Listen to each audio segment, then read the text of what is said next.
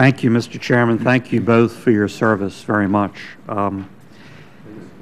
Did either or both of you give the President any advice regarding a possible new AUMF, and if so, what was it? Senator, obviously the question of authority was asked early on as we developed a strategy and our advice to the President. Does he have the constitutional authority, which he believes he does, and his legal counsel told him he did? Does he have the statutory authority, which he believes he does, and he has said that as to his legal counsel saying the same thing, and we believe that the same, that he has both statutory and constitutional authority. So that was a recommendation that I made. He also noted, as you recall from last week's statement to the American public, that he welcomed any additional authority that the President would give him, because he feeling strongly that it's important that a strong partnership between Congress and the President always be established and always be seen in the eyes of the world. Let me restate my question. You're saying he has legal authority without a new AUMF. A new AUMF could nevertheless be helpful. Did either or both of you give him advice about whether to seek one? Well, I'll speak for myself, and the Chairman can answer it. I did not advise him to seek any additional authority. I asked our General Counsel and our attorneys what they thought, but I did not specifically say to General. No, I haven't had a conversation in the interagency about what a new AUMF would look like. Okay. The current estimate of ISIS fighters is about 35,000. Is that correct?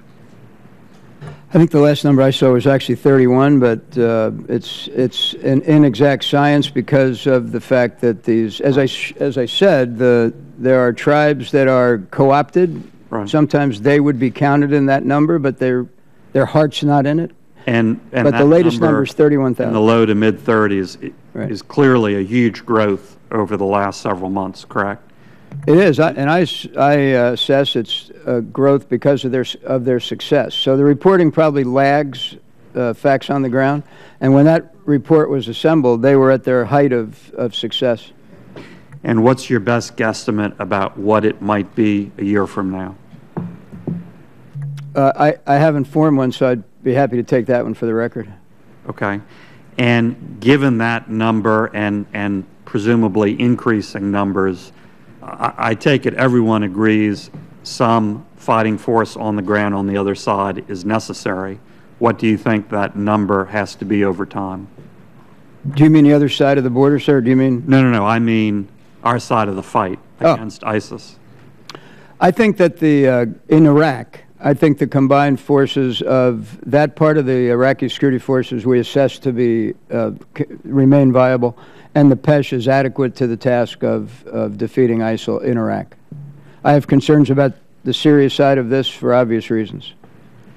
And again, what do you think the Syria number on our side of the fight needs to move to? The problem on the Syrian side is less about how big the moderate opposition should become and more about how the lack of an inclusive government in Damascus affects the equation. In other words, the environment inside of Syria remains ripe for groups like ISIS because of the unwillingness of the Syrian regime to reach out to the Sunni population, which makes it challenging to determine how big a ground force would have to be. I mean, do you have any number in mind, any guesstimate about, as we speak, what would be a minimal optimal ground force? Some time ago when this came up, in looking at the kind of tasks that we might assign to a force of that size, to include, for example, restoring the Syrian side of the Iraq-Syria border, The number that our military planners were considering was about 12,000. Okay.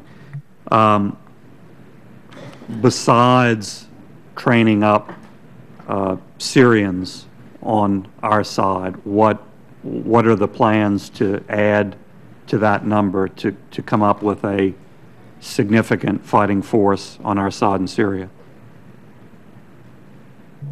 Besides the training and equip mission we've just described, or we're describing?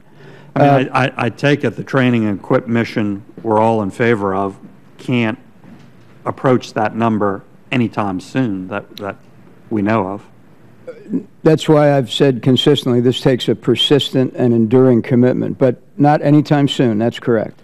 But I'll tell you, if you're asking me how does the opposition in Syria finally prevail against ISIL, I think it's going to require the assistance of, in particular, Jordanians and probably some of the Syrian Kurds and probably the Turks. And going back to the overall ISIS number of 31 to 35,000, what percentage of that would you guesstimate is in Syria? About 2/3. So great majority in Syria. Okay, thank you, Mr. Chairman.